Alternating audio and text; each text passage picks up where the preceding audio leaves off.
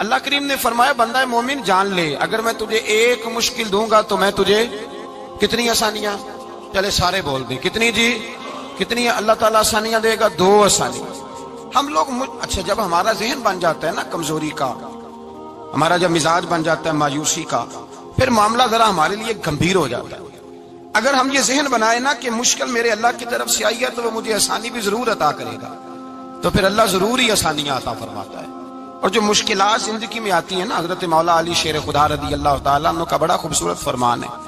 حضرت علی فرماتے ہیں جب تجھے مشکل آتی ہے تو وہ تجھے رب کا پتہ بتانے آتی ہے، وہ تجھے اللہ کا پتہ بتاتی ہے، اس لیے کہ جب تو سارے اسباب کر لیتا ہے، جو ضرورت ہوتی ہے پوری کرتا ہے، تندرست ہو کے وہ کام کرتا ہے، پھر بھی کام نہیں ہوتا، تو اس کا مطلب ہے کرنے والا تو نہیں، کرنے والا کوئی اور ہے جو کام کرنے والا، کوئی اور ہے۔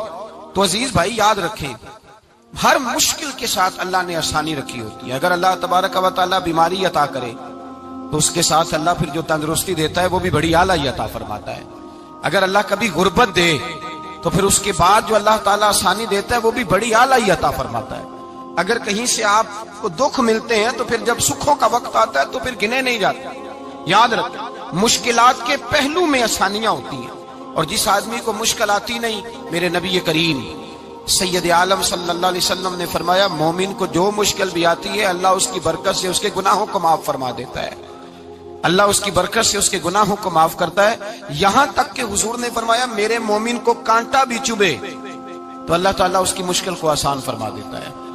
2 بزرگ بیٹھے تھے، ایک حضرت احمد رحمت اللہ علیہ اور ایک حضرت شرف الدین منیری رحمت اللہ علیہ۔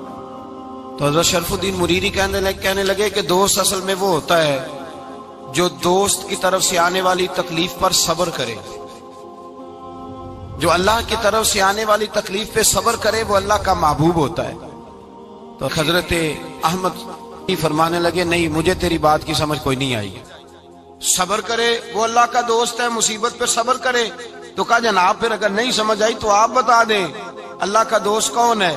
تو آپ فرمانے لگے جو محبوب کی طرف سے آنے والی مصیبت کو اس کا تحفہ سمجھ کے قبول کرے وہ اصل دوست ہوتا ہے، اس کا تحفہ سمجھ کے قبول کرے، اپنے رب کا تحفہ سمجھے، مالک کا تحفہ سمجھے کہ اس نے مجھے تحفہ دیا ہے، مجھے کسی مشکل میں ڈالا ہے۔ تو رب کریم بلا مثال و بلا تشبیہ سمجھانے کے لیے اللہ جب کسی کو مشکل میں ڈالتا ہے، کافروں کو تو اس نے موجیں کرائی ہوئی ہے، بڑی بڑی سہولتیں دی ہوئی ہیں، مشکل میں ڈب بھی ڈالتا ہے، اپنے نیک بندوں کو ہی ڈالتا ہے۔ نمرود اور فرعون کے پیروں میں کانٹا بھی نہیں چبھتا تھا، ان کو تکلیف نہیں آتی، تکلیف کسے آتی تھی؟